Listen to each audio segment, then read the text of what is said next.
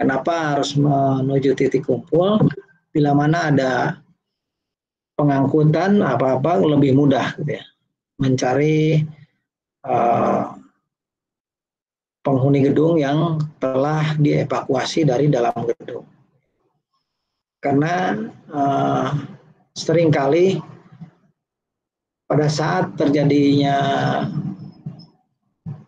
kebakaran atau gempa gitu ya, jumlah penghuni gedung itu tidak terdeteksi ada berapa gitu ya. Nah, makanya biasanya ada data kalau gedung kantor gitu ya, sekian lantai, di setiap lantai itu ada sekian orang. Bila mana ada tamu itu, makanya harus mengisi buku tamu biasanya supaya mengetahui pada saat itu ada tamu dari luar, tercatat sekian orang sehingga terdeteksi.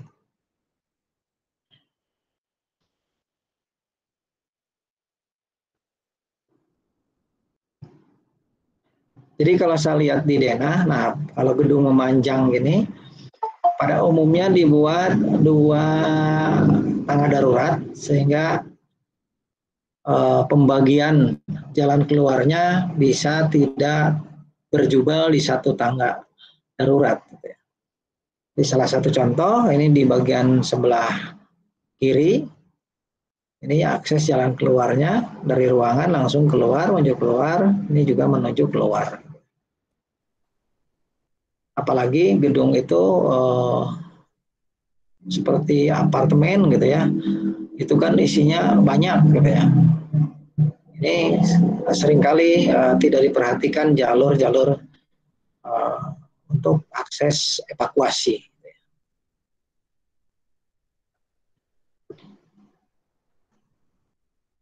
Hasil penelitian bahwa jarak tempuh itu ada maksimumnya gitu ya. Jadi contoh bangunan industri, ya pabrik, bengkel, gudang gitu ya. Jarak tempuh maksimum dalam satu arah kalau tanpa sprinkler itu bisa maksimum 15 meter menuju akses keluar. Gitu ya. Kalau pakai sprinkler ini bisa lebih panjang gitu ya. Karena masih bisa diamankan jalurnya menggunakan sprinkler gitu ya. Kalau ini satu arah ya, satu arah ini ada yang 2 jalur gitu penyelamatan. Ini juga sama, ada tanpa sprinkler, ada menggunakan sprinkler. Jadi kenapa yang pakai sprinkler lebih jauh? Yaitu karena bila mana terjadi ada kebakaran, sprinkler itu kan karena suhunya panas akan pecah seperti hujan nantinya. Jadi penghuni ataupun orang yang ada di dalam gedung bisa menyelamatkan walaupun jaraknya lebih jauh gitu ya. Tapi kalau tanpa ini harus maksimum kalau 2 jalur 30 meter, contoh di pabrik gitu ya. Yang 1 jalur 15 meter dan seterusnya gitu ya. Untuk pertokoan, kantor dan lain-lain ini sudah dibuat suatu penelitian sebagai jalur maksimum jarak tempuh menuju akses exit. Ya. Makanya kalau gedung panjang seperti tadi balik lagi sini, ini dibagi 2. Kalau misalnya ini 30 meter panjangnya, sehingga maksimum kalau tanpa ada sprinkler, jarak tempuh dari titik tengah ini maksimum 15 meter. Maksimum 15 meter. Berikutnya ini tangga ya. Jadi tangga itu kan yang pada umumnya dibuat seperti ini, memanjang. Kenapa dibuat memanjang? Supaya persyaratan tangga itu tercapai.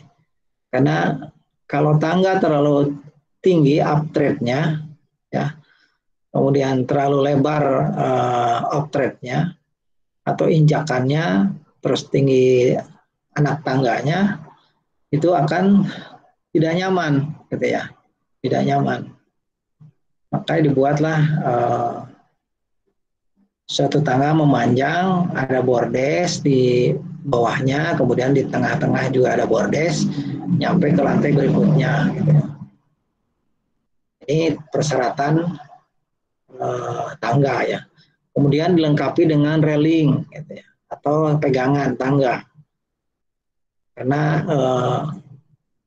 kalau misalnya orang tua gitu ya, ini perlu memegang tangga, railing tangga gitu ya. Jadi jalurnya kalau tangga darurat itu yaitu satu arah, ya, satu arah dari dalam ruangan menuju keluar. Makanya pintunya itu dari dalam membukanya keluar. Gitu ya. Ini biasanya juga engselnya ya ataupun kuncinya itu satu arah. Jadi kalau ada yang masuk dari tangga darurat mau ke ruangan tidak bisa. Ya, kuncinya itu satu arah, satu arah dan mau dipasang door closer biasanya. Jadi begitu orang dorong dari dalam, dia menutup lagi. Nah, kecuali seperti ini, misalnya ada orang dari dalam keluar, di sini kebetulan ada orang masuk, nah itu mungkin bisa masuk. Tapi dalam kondisi normal, tidak ada kejadian apa-apa, misalnya tangga darurat itu tidak boleh bisa masuk dari tangga menuju ke dalam. Gitu. Makanya sering juga ada kalau misalnya kayak hotel ataupun gedung-gedung komersil, orang keluar melalui tangga darurat, gitu ya, sehingga tidak terdeteksi, misalnya tidak berbayar ataupun bawa apa lewat tangga darurat, gitu ya, atau misalnya terjadi ada kejahatan keluarnya ke tangga darurat, maka selalu dilengkapi dengan CCTV, ya, CCTV untuk dipantau, gitu ya, bila mana yang ada yang keluar yang bukan seharusnya. Seharusnya melalui pintu utama, lobby gitu ya. Tapi dia keluar ke tangga darurat. Jadi tanda tanya kenapa gitu. Tapi kalau misalnya kejadian ada musibah, ini diwajibkan melalui tangga darurat gitu ya. Jangan menggunakan lift kalau terjadi ada kebakaran, kecuali liftnya lift khusus. Nah, yang tadi dipersyaratkan gitu ya. Jadi anak tangga itu ini yang nyaman adalah 17,8 cm. Jadi kalau naik tangga itu ada yang melelahkan ya. Di rumah itu karena ruang tangganya tidak cukup, maka si lebar ruang tangga dibagi jumlah anak tangga itu biasanya tidak ideal gitu ya. Jadi harusnya anak tangga itu idealnya adalah uptrendnya adalah 17,8 cm. Untuk uptrendnya atau injakannya minimum 27,9 cm atau 30 cm lah. Karena lebih nyaman misalnya atau lebih pasnya bila mana dipasang keramik, itu keramiknya ada ukuran yang 30 cm. Atau misalnya karena ada step nosingnya, ditambah step nosing 5 cm, jadi 35 cm. Nah itu nggak ada masalah kalau lebar tangganya sampai dengan 35 cm. Tapi kalau misalnya jadi 60, nggak nyaman juga. Ya. Tangga itu kalau terlalu lebar juga nggak nyaman. Bisa silahkan dicoba kalau tangga itu terlalu tinggi, yang vertikalnya itu akan menjadi lelah. Ya. Naik satu lantai saja lelah. Gitu. Jadi ini ukuran standar yang digunakan untuk tangga.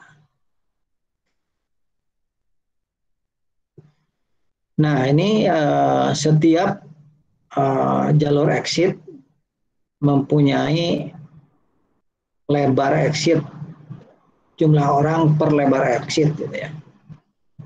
Jadi bangunan pertemuan ini jumlahnya minimal 100 per lebar exit. Jadi bisa menampung banyak gitu orang bila mana akan menuju ke luar dari gedung. Kalau di rumah itu biasanya juga karena minimnya tempat dibuatlah mungkin satu orang untuk lewat. Bila mana berpapasan juga harus ke pinggir karena terlalu sempitnya ruang tangga gitu ya. Kalau di bangunan-bangunan umum ya pelayanan umum itu harus memenuhi standar. Jadi ukuran-ukuran jumlah kapasitas per unit lebar exit gitu ya.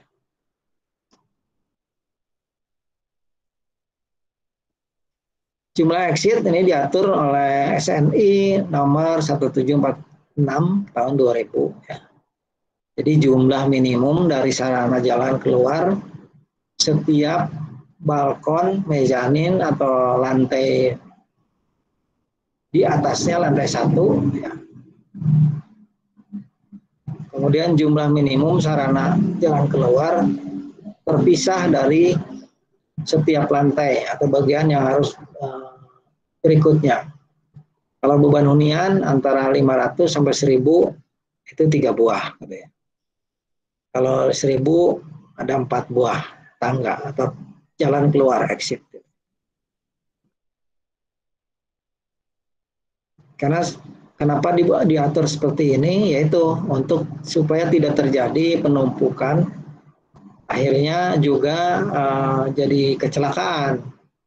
Karena semua ingin buru-buru keluar dan jalur exitnya tidak memenuhi, terlalu sempit, akhirnya terjadi penumpukan.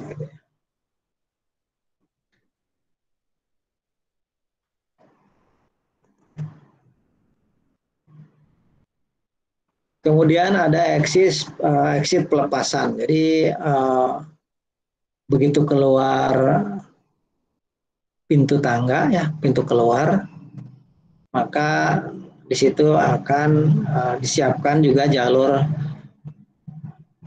pelepasan ya, jalur pelepasan. Yaitu menuju tempat titik kumpul. Menuju tempat titik kumpul. Jadi salah satu contoh bangunan yang beda tinggi ya, yang satu ke belakang itu posisinya ada 2 lantai di bawah lantai yang paling depan gitu ya. Ini banyak ya di wilayah Bandung dan sekitarnya. Ada bangunan-bangunan yang dibangun di pinggir tebing ya. Ada salah satu hotel juga seperti ini.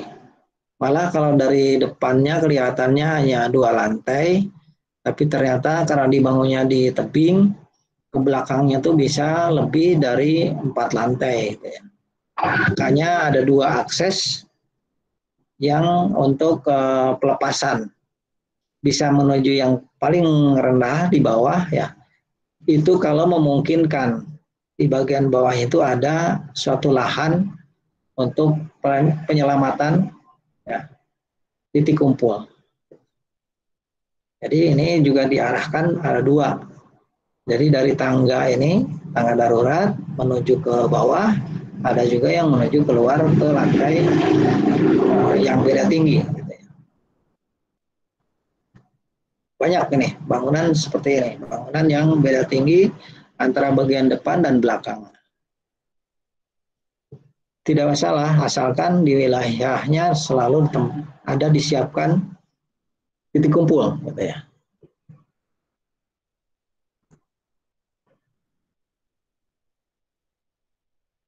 Nah ini salah satu bangunan yang tangga daruratnya ada sebelah ujung-ujung. Jadi di sini ada tangga, di sini ada tangga. Banyak bangunan yang terpisah tangga daruratnya. Kalau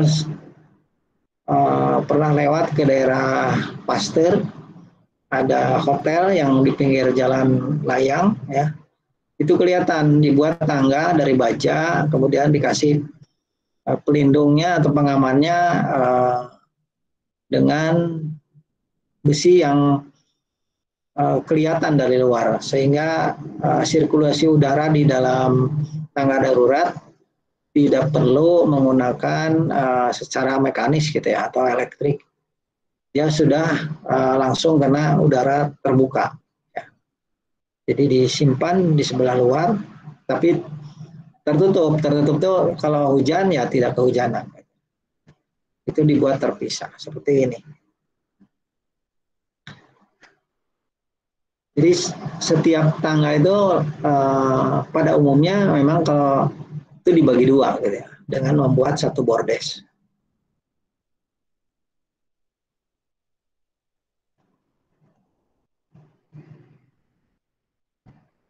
Nah, ini di dalam bangunan itu biasanya dilengkapi dengan peta ya. Jadi dengan peta di sini ada posisi Anda di sini gitu ya. Contoh misalnya kalau misalnya ini ada satu ruangan, nah di dalam dinding ruangan tuh ada peta. Nah, jadi ada di sini ada titik, kemudian jalur kemana ini evakuasi. Jadi bisa ke arah kiri, kiri gitu ya, bisa ke kanan. Kemudian dilengkapi juga ada titik-titik apar ya. Jadi bisa dipergunakan untuk mematikan titik api, mengetahui di mana ada unit apar. Ya. Itu dilihat dari peta ya. Jadi di situ keterangannya ada jalurnya, ada alternatif jalur exit ya. Kemudian ada lift. Nah, liftnya tidak digunakan, jadi langsung ke tangga darurat. Kemudian juga ada titik panggil, ya, itu alarm. Biasanya di dalam hidran box ataupun di dinding ada break glass ataupun titik panggil alarm ya. Jadi kalau secara otomatis tidak jalan, maka titik panggil ini dipecahkan ya oleh orang yang akan keluar. Jadi ini adalah peta penyelamatan. Ini juga sama ya. Jadi bentuknya karena di bagian ruang lain ada akses keluar, ada akses ke depan keluar gitu ya. Jadi posisinya di mana? Misalnya di sini akan bisa ada alternatif, bisa ke belakang gitu ya, bisa ke depan. Dan ini juga ada penunjuk yang lain, ada break glass atau untuk alarm ya.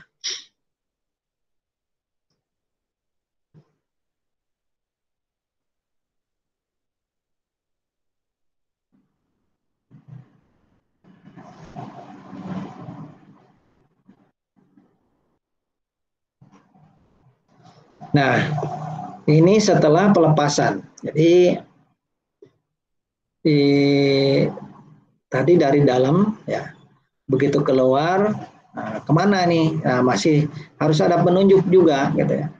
Jadi begitu keluar itu menuju ke titik poin atau titik kumpul ya, assembly point, titik kumpul.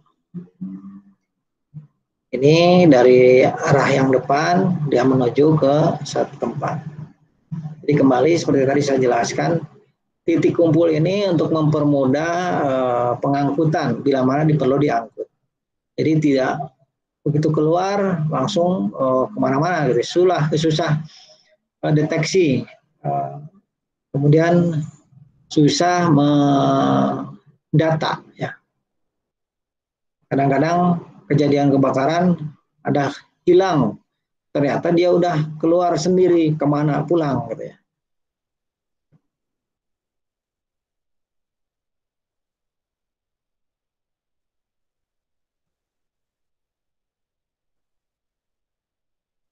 Ini juga sama gitu ya. Jadi ini contoh-contoh jalur-jalur yang ada dua tempat jalur exit. Gitu ya.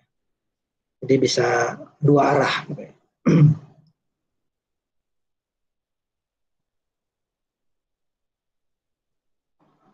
Minggu yang sebelumnya kita menjelaskan ada alat bantu ya. Bila mana tangga darurat itu terlalu sesak, gitu ya. Masih banyak misalnya karena kebakarannya ada di tengah gedung yang tinggi misalnya.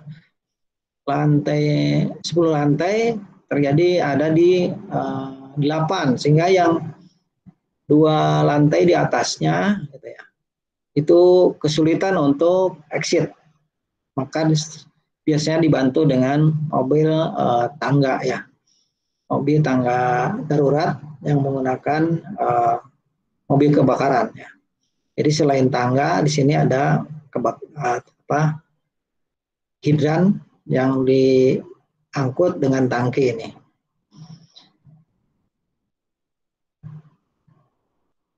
Cuman tidak banyak nih yang punya, mungkin karena mahal ya kendaraan ini.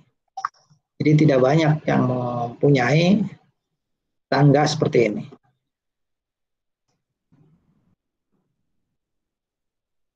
Ada juga yang dibuat tangga luncur ya. Jadi seperti karung gitu ya.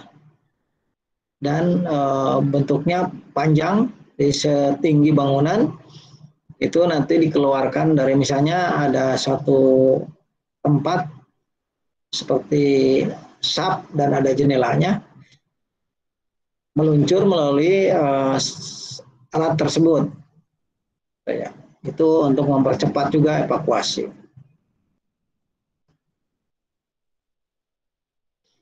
Nah, ini yang sering jadi kendala. Kalau bangunan-bangunan publik atau bangunan umum biasanya mendekati ke jalan utama besar gitu ya. Sehingga bila mana ada mobil pemadam itu bisa mendekat langsung ke bangunan. Tapi begitu rumah tinggal itu tidak merupakan suatu komplek perumahan, jadi yang dibangun ke masing-masing dan yang bisa akses hanya gang gitu ya, hanya gang. Makanya untuk mobil pemadam kebakaran sering kesulitan untuk mengakses menuju tempat yang terjadinya kebakaran.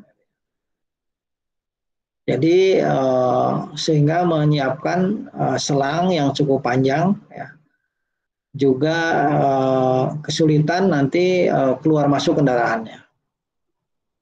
Jadi kalau kompleks satu perumahan itu biasanya kan diatur setiap rumah itu menghadap ke jalan ya, walaupun mungkin jalannya juga kecil gitu ya, tapi nggak ada masalah, yang penting langsung ke jalan masuk mobil lah gitu ya. Karena tim pemadam itu juga ada tim yang menggunakan mobilnya mobil kecil gitu ya. Tapi kalau misalnya gang itu yang menjadi kerepotan untuk tim mobil pemadam kebakaran.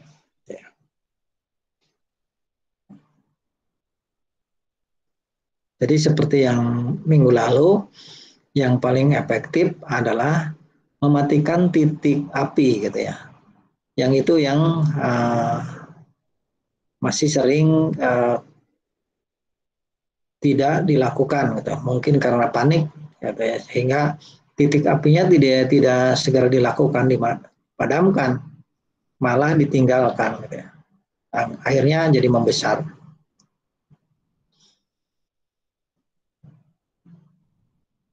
Jadi juga sama akses ya. Jadi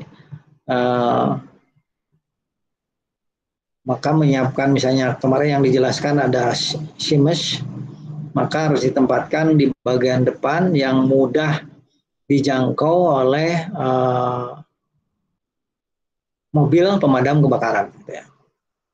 Ada simes, jadi jangan salah memasang SIMS itu di belakang yang tidak bisa diakses oleh mobil pemadam kebakaran. Jadi harus yang mudah hadir di bagian depan.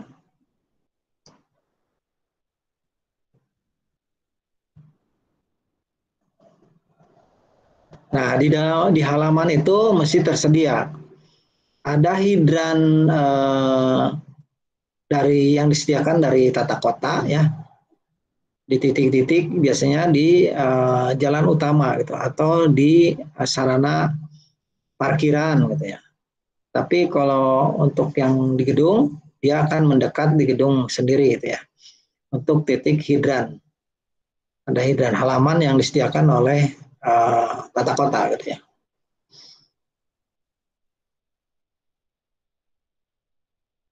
Kemudian hidran itu bentuknya mungkin ini juga pada kenal ya, hidran itu dilengkapi dengan ada katupnya ya. Katupnya ini di bagian atas, nah, itu biasanya si kuncinya disimpan di boxnya. Tapi tingkat keamanan terhadap logam atau besi yang tergeletak itu sering riskan dan hilang ya si kunci katupnya ini. Makanya biasanya kunci katup ini disimpan di petugas ya, petugas baik itu mungkin security atau satpam atau memang petugas khusus untuk membuka katup ini.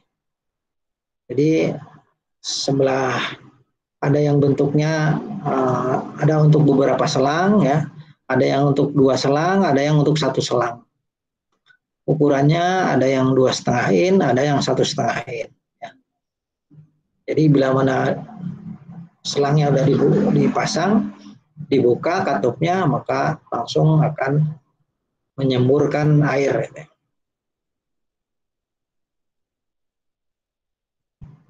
Ini unitnya, unit pemadam kebakaran. Jadi ada yang ukuran kecil, roda 6 gitu ya. Ada yang roda 10, ya. Ada juga yang tangga tadi.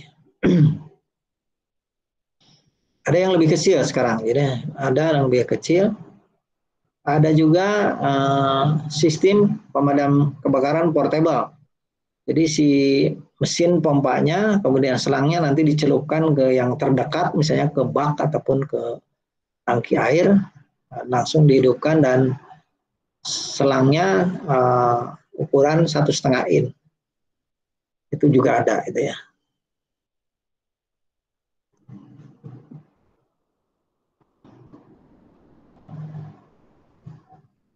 Jadi ini ada volume bangunan untuk penentuan jalur akses. Jadi untuk yang minimum minimal jalur aksesnya 1/6 keliling halaman gitu ya, atau 15 meter.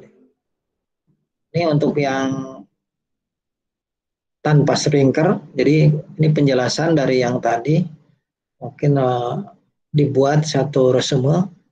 Jadi untuk luas bangunannya yang antara 2.000 sampai 4.000 ini minimal 1/4 keliling lingkaran, keliling bangunan, maaf. Keliling bangunan untuk jalur aksesnya. Dan seterusnya. Ini dari tabel SNI kalau nggak salah. Jadi jangan malah dibelit-belit, susah gitu cari jalur aksesnya terlalu panjang. Jadi mengikuti jumlah luasan bangunan.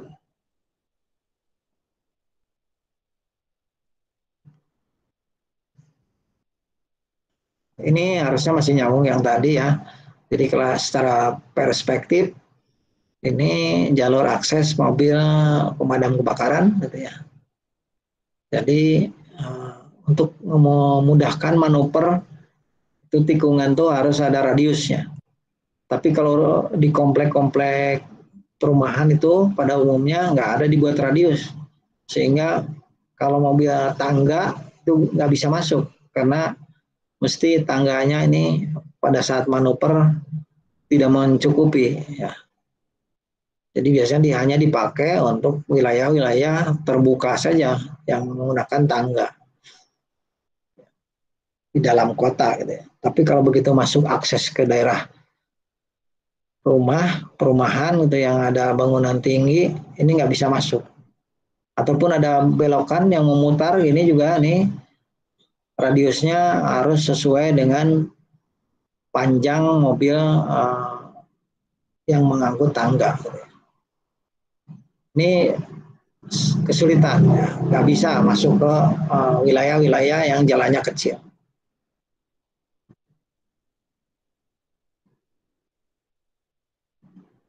Ini Siemens ya yang tadi saya sampaikan.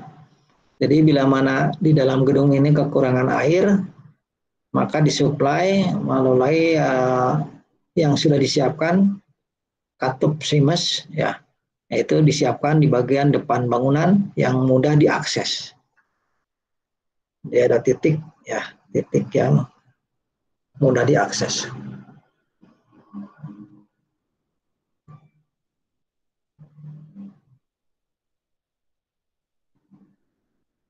Ini tangga darurat ya, sama seperti tadi.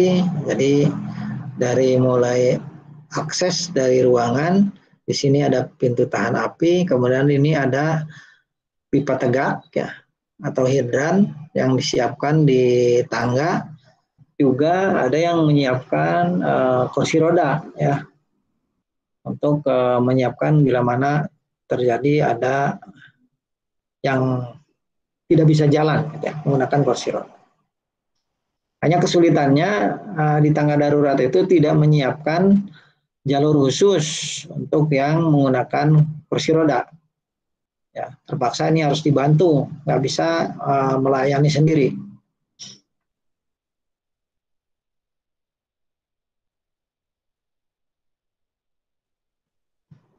Jadi ini jarak-jarak dari ruangan menuju ke tangga darurat. Ya. Ini kebetulan tangga daruratnya ada 3 karena bentuk bangunannya meluas gitu ya. Kemudian di sini yang sudah saya jelaskan juga di minggu lalu, pipa tegak. Ya. Jadi pipa tegak itu ada katup selang sambungan. Ya. Ini pada umumnya sekarang di box hidran ya. Di dalam box hidran sudah dilengkapi dengan selang. Jadi bentuknya bukan pipa tegak, tapi fungsinya sama. Ya.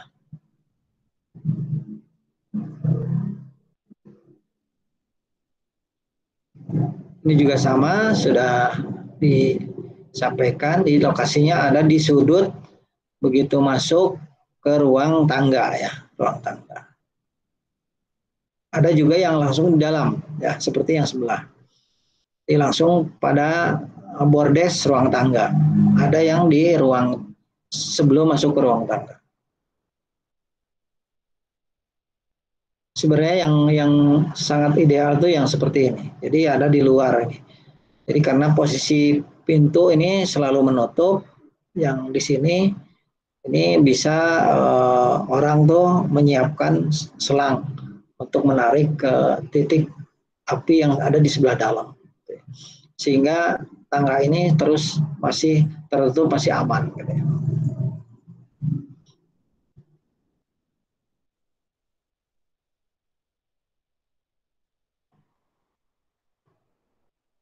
Ini pipa tegak di luar tangga exit. Ya. Jadi bentuknya yaitu biasanya box hidran. Jadi di luarnya.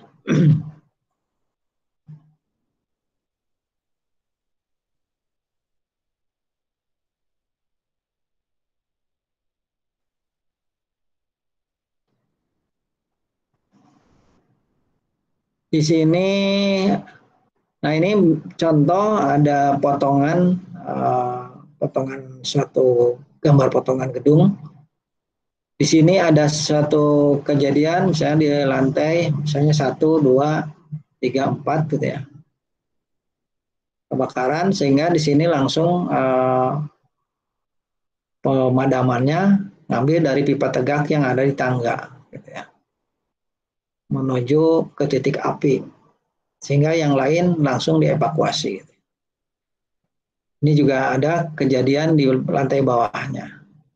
Ini lebih jelas, mungkin ada bentuknya berwarna sama ini, jadi satu titik satu lantai ini langsung dipadamkan oleh tim, gitu ya. Jadi yang lain evakuasi melalui tangga darurat ini.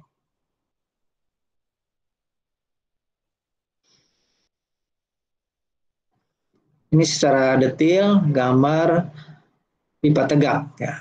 Pipa tegak yang dilengkapi dengan katup, ya. Nah ini juga ada di kita, kalau bentuknya terbuka seperti ini, sering iseng ya, orang itu membuka katup, diputar-diputar gitu ya. Ini akan keluar air. Makanya dibuatnya bentuknya dibuat box gitu ya, sebagai pengamanan juga. Gitu. Ini sedang melakukan latihan gitu pemadaman terhadap titik api. Oke, itulah jalur evakuasi dalam proteksi kebakaran ya. Nah, sekarang apakah masuk ke proteksi aktif atau pasif jalur akses ini? Pasif, Pak. Jalur evakuasi pasif ya. Jadi menyediakan jalur untuk bila mana terjadi kebakaran. Kalau yang aktif berarti kan harus ada seperti tadi sprinkler, ada pemadam api ringan, itu ke aktif ya. Tapi kalau jalurnya udah disiapkan menjadi pasif gitu ya. Oke, mungkin saya buka pertanyaan. Barangkali ada yang ditanyakan untuk jalur evakuasi.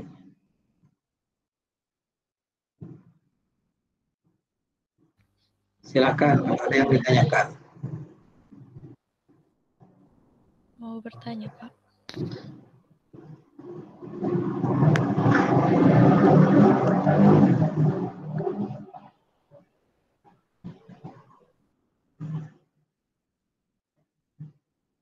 Yang lain?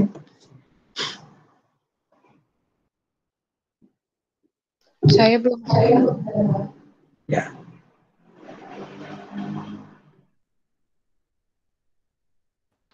Bapak izin bertanya.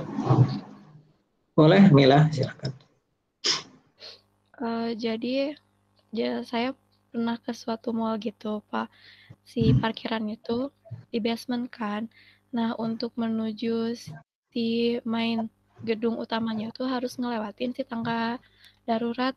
Kalau misalkan si tangga daruratnya dialihfungsikan jadi jalur utama kayak gitu gimana ya, Pak? Sebenarnya itu tidak memenuhi persyaratan. Tangga darurat itu tidak digunakan untuk akses masuk ya. Yang seperti saya jelaskan tadi, karena tangga darurat itu pintunya dibuat khusus tahan api, kemudian kuncinya tuh satu arah. Jadi tidak boleh terbuka terus gitu ya. Kalau terbuka terus, bila mana terjadi ada kebakaran, maka menjadi lorong asap. Asap itu akan menuju tangga darurat itu. Jadi bukan tangga darurat lagi kalau misalnya menjadi lorong asap. Karena bila mana terjadi kebakaran di satu lantai, asap itu kan mencari lubang yang bisa mengakses keluar. Makanya kalau satu koridor gitu ya, full di ujung koridor itu kan dibuat ventilasi supaya sirkulasi udara baik itu asap maupun ada suatu gas ataupun apa bisa cepat bisa keluar. Gitu. Apalagi itu kalau tangga darurat dipakai jalan umum, menurut saya tuh itu tidak memenuhi karena yaitu tadi pintunya sudah dilengkapi dengan kunci satu arah. Gitu ya. Jadi orang dari luar bangunan itu tidak bisa masuk ke ruangan melalui tangga darurat. Gitu. Jadi tidak memenuhi. Mungkin itu karena pegawai yang kurang memahami fungsinya tangga darurat. Mungkin kalau manajemennya tahu, tidak boleh itu menggunakan jadi jalan umum. Begitu. Oh iya Pak, terima kasih. Jadi dalam menangani musibah ataupun misalnya terjadi kebakaran, maka ini dalam satu tim baik itu misalnya ada tim security, semua biasanya di training untuk memahami fungsi-fungsi dari gedung tersebut ya. Baik itu fungsi dari khususnya untuk pemadam kebakaran, banyak yang tidak tahu hidran itu untuk apa, sprinkler itu untuk apa gitu ya. Jadi tahunya hanya keluar air, memadamkan, padahal ada yang khusus tindakan evakuasi gitu ya. Termasuk jalur-jalurnya. Itu biasanya dibentuk suatu tim K3 gitu ya, K3L, keselamatan kerja dan lingkungan kesehatan ya. Itu dibentuk dalam satu gedung yang melayani publik. Boleh misalnya lihat kalau misalnya berkunjung ke BEC ya. BEC itu tempat parkirnya kan melalui basement. Yang basementnya ada basement 1, 2, sampai 3 gitu ya. Nah di situ ada yang kurang, menurut saya kurang aman. Ada tempat menyimpan motor paling bawah gitu ya. Nah di situ sirkulasi udara di tempat parkirnya menurut saya kurang. Karena kendaraan itu kan membawa bahan bakar minyak yang mudah terbakar. Harusnya di situ sirkulasi udaranya dibuat khusus, misalnya ada cerobong diisap oleh exhaust fan, ataupun ada ruang terbuka yang bisa secara alami sirkulasi udara. Sehingga yang bahan bakar yang terkandung ada di dalam kendaraan, uapnya langsung bisa keluar. Itu sangat bahaya. Kalau misalnya ada titik api, udah itu langsung terjadi kebakaran gitu ya. Karena udaranya sudah mengandung uap bahan bakar gitu ya. Dan pernah terjadi kebakaran di tempat parkir karena seperti itu. Jadi kurangnya sirkulasi udara membuang udara yang sudah mengandung bahan bakar minyak. Jadi sebenarnya kan tidak masalah membuat tempat parkir, dibuat basement, tapi ya itu harus diperhatikan adalah sirkulasi udaranya. Untuk satu ya, terhadap tindakan terjadinya kebakaran. Kedua, bagi orang kan tidak sehat juga kalau udaranya tidak bersih gitu ya. Apalagi misalnya ada aktivitas di situ.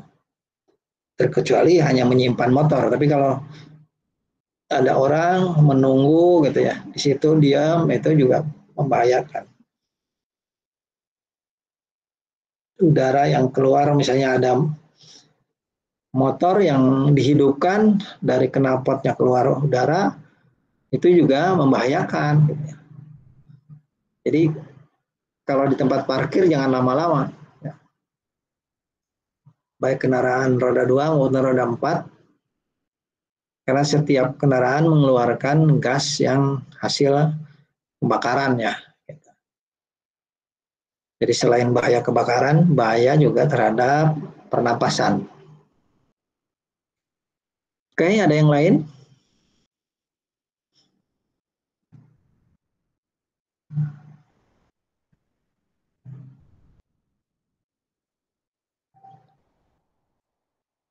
Ada pertanyaan lain? Dari saya belum ada, Pak. Pak izin bertanya. Oke, Sasa. Pak kan kalau dari kasus pintu darurat ya, pernah baca gitu ada pintu darurat yang terkunci gitu Pak pas kebakaran. Jadi ada orang yang jadi korban gara-gara pintu darurat yang terkunci. Nah, Ya. itu gimana Pak? Itu tuh yang apa sih kayak yang ngurusinnya itu tuh bisa dituntut karena kelalaian atau gimana Pak? Bisa terjadi. Jadi kan pintu darurat itu minimal office boy itu setiap lantai selalu mengecek semua pintu-pintu ya, baik pintu darurat, apalagi pintu darurat ya. Pintu yang lain pun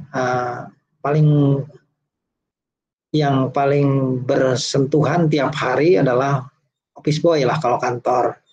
Kalau di hotel, housekeeping ya, karena yang tiap hari mengecek kebersihan pintu dan lain-lain, termasuk ngecek keberadaan pintu. Sehingga bila mana terjadi ada yang macet, housekeeping itu harus segera melaporkan ke engineering, ya. Engineering kalau di hotel. Maka tindakan dari engineering mungkin memberikan pelumasan, walaupun mungkin ada jadwal khusus pelumasan pintu-pintu ya. Tapi bisa aja kan terjadi walaupun dikasih pelumasan ternyata ada suatu hal di dalam kunci ataupun di engsel terjadi macet ya. Maka itu yang harian itu harus melaporkan, harus mengecek tiap hari komponen-komponen bangunan yang sering digunakan. Jadi tidak hanya pintu darurat ya, mungkin komponen lain juga dicek ya. Contoh lah jendela, apakah bisa dibuka atau tidak jendelanya. Walaupun mungkin ada yang sekarang pada umumnya jendela itu kalau gedung tinggi tidak bisa dibuka karena membahayakan ya. Sering dimanfaatkan orang yang nekat gitu ya. Ada yang loncat lah dari gedung. Itu sekarang jendela hotel yang bertingkat itu biasanya tidak dibuka ya, tidak dibuka. Ada juga yang bisa dibuka, tapi pada umumnya sekarang tidak dibuka. Walaupun ada bukaan, dibatasi bukaannya gitu ya. Hanya bisa membuka misalnya hanya 20 cm gitu ya. Jadi orang tidak bisa melewati jendela. Jadi itu karena kurang memelihara atau kurang mengecek keberadaan pintu gitu ya, kalau terjadi ada macet. Jadi bisa ada dalam kejadian itu kan nanti dari aparat penegak hukum APH ya itu mengidentifikasi gitu ya. Jadi kalau kebakaran pertama kali yang identifikasi adalah tim dari damkar ya. Jadi tim damkar itu tidak hanya memadamkan, tapi ada tim mengidentifikasi. Ya. Kenapa ini terjadi kebakaran? Gitu ya. Mesti dia menanyakan ke petugas yang ada di gedung tersebut, terutama security biasanya. Kejadiannya jam berapa? Di mana diketahuinya? Di lantai berapa? Gitu ya. Itu terus ditanyakan sampai nanti dilaporkan ke kepolisian itu dari damkar. Nah, kemudian didetilkan oleh tim kepolisian. Diwawancara lagi, ditelusuri, dilihat buktinya, gitu ya. Apakah di sini terjadi memang sumbernya dari listrik atau dari orang atau ada yang sabotase? Nah itu nanti bisa ketahuan. Oh ternyata kelalaian. Nah, kelalaian siapa yang bertanggung jawab? Nah, itu ditelusuri gitu ya. bisa terjadi ya ada suatu kesalahan kelalaian gitu ya. Seperti itu.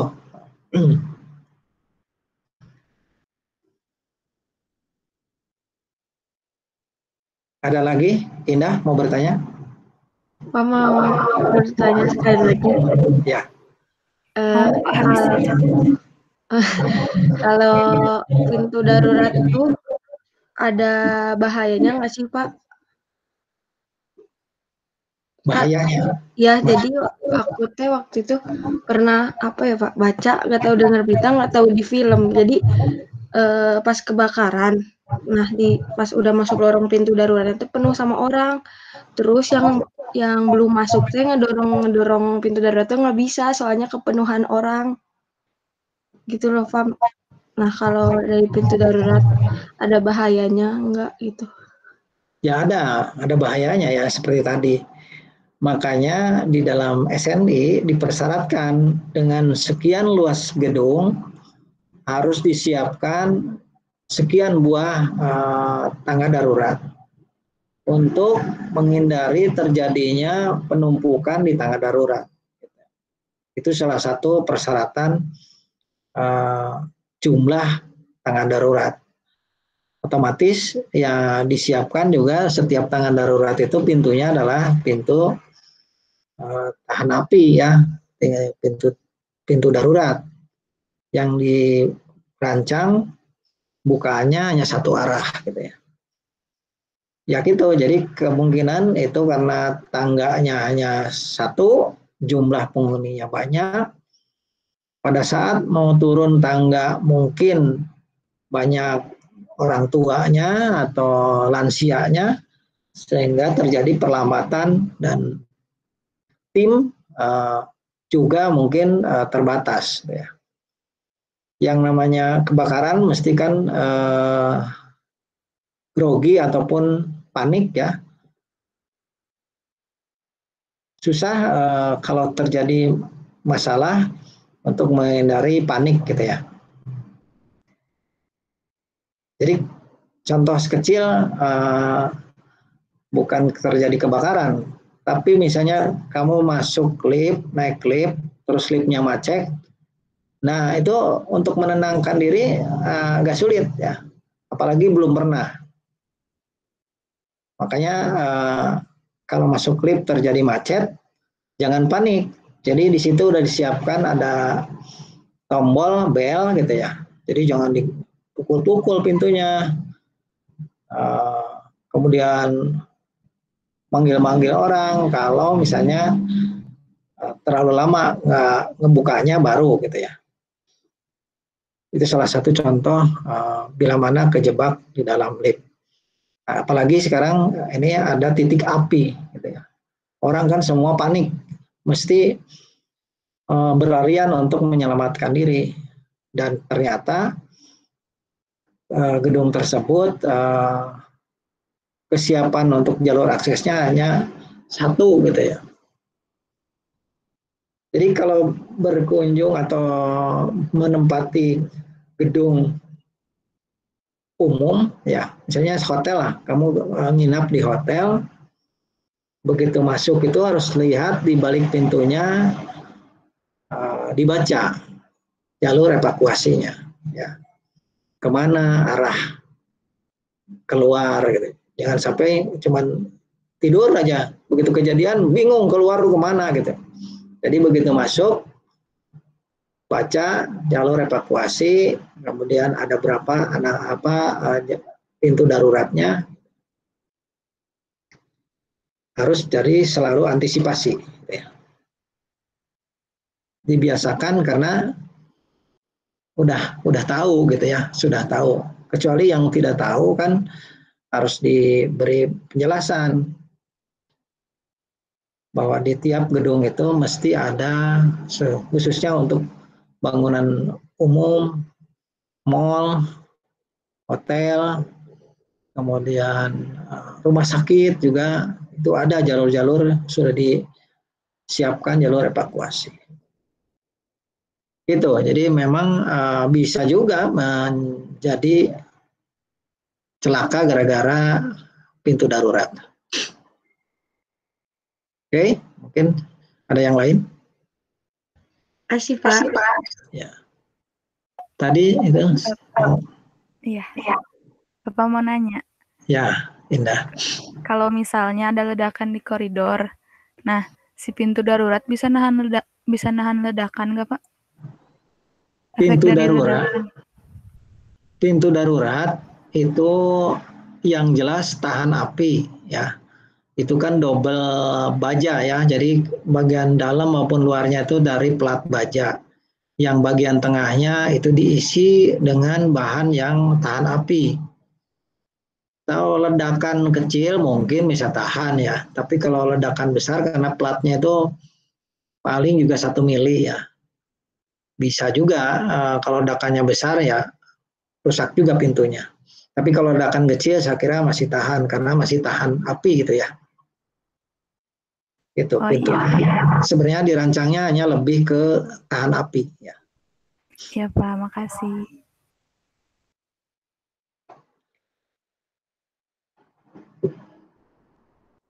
Ada lagi?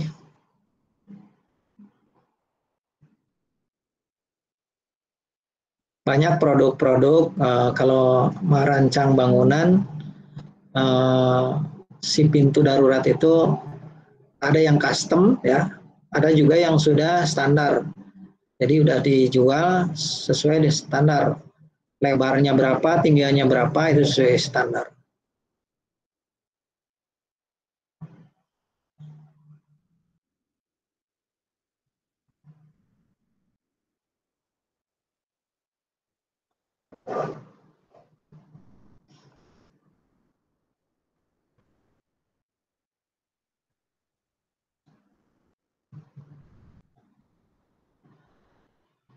Jadi yang kalau di rumah ya, di rumah itu kan mesti tidak disiapkan juga tangga darurat, tapi lebih harus diperhatikan itu yaitu tadi sirkulasi udara ya. Jadi sirkulasi udara itu sangat pengaruh bila mana terjadi ada contoh lah di dapur misalnya. Ternyata ada gas dapur, gas LPG itu bocor, tercium bau lah gitu ya. Begitu ada percikan api, nah, itu akan terjadi titik api. Tapi kalau sirkulasi udaranya bagus, jadi si udara yang mengandung gas LPG itu langsung kebuang keluar gitu ya. Itu harus diperhatikan itu adalah sirkulasi udara. Bangunan-bangunan rumah yang berdempetan, yang menjadi yang kopel gitu ya. Nah, di bagian belakangnya yang bertemu lagi dengan rumah yang di belakangnya, sebaiknya dibuat void. Void itu ruangan yang terbuka, yang udaranya langsung kebuang ke bagian luar. Itu dirancang seperti itu. Selain sirkulasi udara, akan mendapatkan cahaya ya. Apakah cahaya itu dari atap kita dibuka, atap gentengnya diganti dengan yang terang gitu ya. Itu harus dirancang seperti itu kalau di rumah ya. Kecuali rumahnya ya rumah yang besar, mungkin bisa menyiapkan ada tangga darurat kalau misalnya bangunannya lebih dari 1 lantai.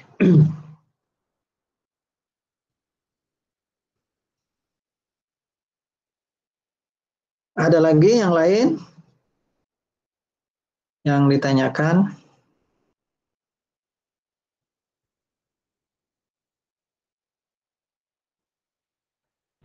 Belum ada, Pak. Oke, saya kira kalau terlalu panjang juga nanti tidak paham terhadap apa yang disampaikan. Pertemuan hari ini saya kira cukup dulu mengenai evakuasi jalur proteksi kebakaran ya. Jadi sebelum ditutup mungkin dibuka dulu kameranya untuk saya ambil untuk absen ya.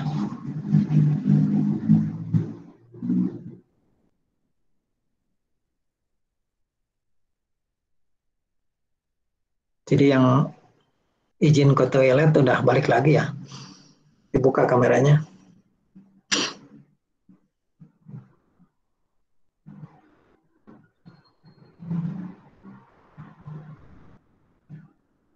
Tugasnya berjalan terus dengan Pak Rahmat. Berjalan. Jadi nanti terakhir tuh ada tugas yang nanti harus dipresentasikan mungkin per kelompok ya, atau per kelompok atau per perorangan. Nanti saya atur dengan Pak Rahmat ya. Ini kan berapa kali pertemuan lagi akan UTS ya. Lagi UTS.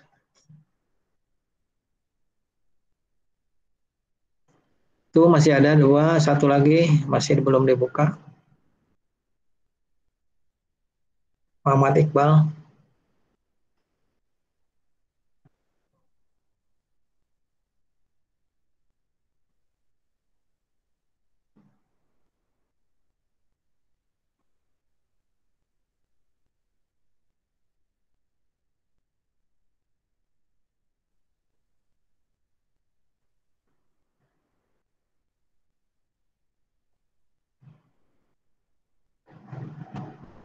Oke, terima kasih. Mungkin pertemuan hari ini cukup dulu, nanti dilanjut minggu depan. Dan silakan mungkin dengan Pak Rahmat untuk berikutnya untuk tugas melakukan asistensi kalau perlu. Iya, Pak. Terima kasih. Assalamualaikum warahmatullahi wabarakatuh. Waalaikumsalam. Terima kasih, Pak. Terima kasih banyak. Ya, Terima kasih, Pak. terima kasih sama-sama. Saya lab duluan ya. Iya, Pak. Iya, Pak.